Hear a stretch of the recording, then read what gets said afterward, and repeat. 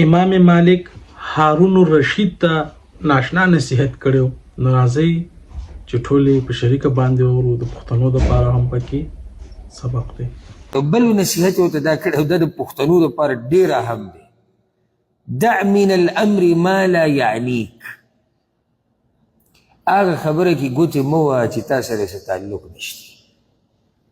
د امام مالک رحمه الله هارون رشید ته وویل په هغه خبرو کې ګوتې مه وهه چې ستا سره تعلق نشتی. بیا ورته وویل فانه بلغني عن النبي صلى الله عليه وسلم انه قال من حسن اسلام المرء تركه ما لا يعنيه.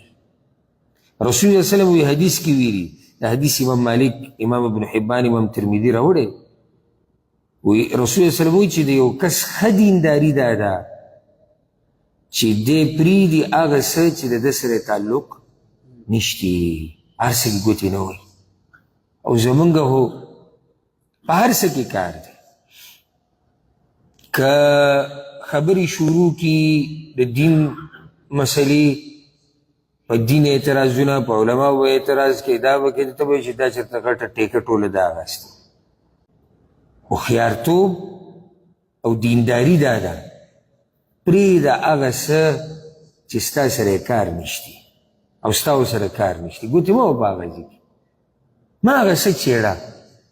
دی به کښېني او دا خبرې به کوي او هغه داسې او هغه داسې. دې کې ګوره نقصاناتو ته ګوره. یو خو رسول الله وسلم تا ته ویلي دي چې دا خبرې پرېږده، په خبره دې عمل ونه کړو. دویم نقصان دا دی خپل وخت یې ضایع کړو. د دې په ځای کې تا خبرې کړې وې چې یا یې تاله دنیوي فایده در کړې وې یا دیني، څه ګټه خو به دې کړې وه. دریم نقصان دې دا وکړو کېدای شي غیبت وکړي، په چا پسې لګیا یې غیبت کې په ګناه کې واقع شوي. څلورم نقصان دې دا وکړو کېدای شي دا نن چې کومه خبره ستا د خولې نه وځي سبا له په دې باندې تا ته څه نقصان در ورسي. لکه اوس یو سړی لګیا د سیاستو کې ګوتې وایي، یا زمونږ دا بعض چې کښېني او شروع کړي ته به پلاني باچا له پکار و هغه له پکار او نه نه چې سمه خبره یې ورته کړې او چې ده له پکار ده له پکار او دی به ناسې ښه په کوټه کې او ګپ شپ په لګي. سبا له ده ته دې خبرې د لاسه مسله جوړه شو. نشي کېدی، کېدی شي دی به داسې چلو شو. دا ظلم، هېڅ ظلم نه دی شوی. دا ګرولې هغه ځای دی چې هغه ګرېدو نه. هر لکل فن رجال، عرب متل کوي د هر کار دپاره خپل سړي دي. پرېږده هر چا ته د هغه کار، هر چا ته د هغه کار پرېږده. او چې کله ته خبره کوې او داسې څه خبره راغله چې ستا سره تعلق نشتي، نو صفا ووایه وروره دې کې زه څه نشم ویلی، دې کې چې موږ پرې پوه نه یو، نه زما سره څه تعلق دی، نه سره زما سره تعلق دی. دا د هوښیار مؤمن دیندار انسان دا صفت دی چې دی په هغه څه کې ګوتې نه وایي.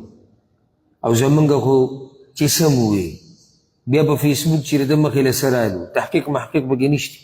پښتانه ګورې تاله تحقیق نه کوي چې هغه به تپوس کوي او هغه به تحقیق کوي چې دا خبره چا نشر کړې ده، چا نه ده نشر کړې، چا بیان کړې ده، چا نه. نه دا تپوس سره نه کوي.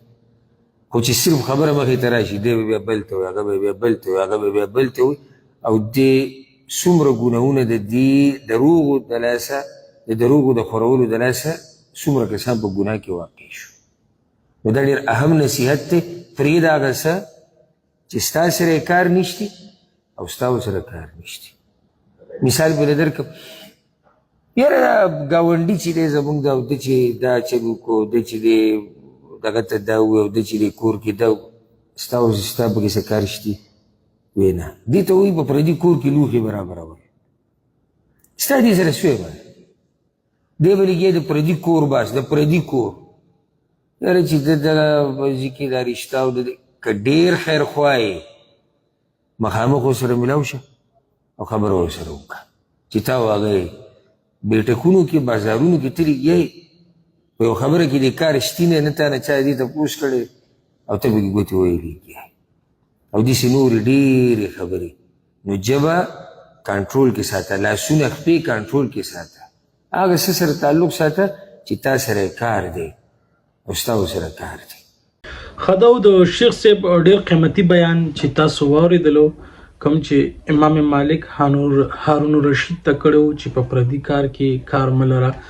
نن سبا زمونږ د پښتانه هم داسې دي چې په پردي کارونو کې کار لري، کار به نه او پکې رو بدانګي، خبر به د بل سره او را بشي، تاسو سره به کار لري. دا زمونږ پښتانه هم دي نن سبا وخت کې چې په پردي کارونو کې پردي کار کې کار لري.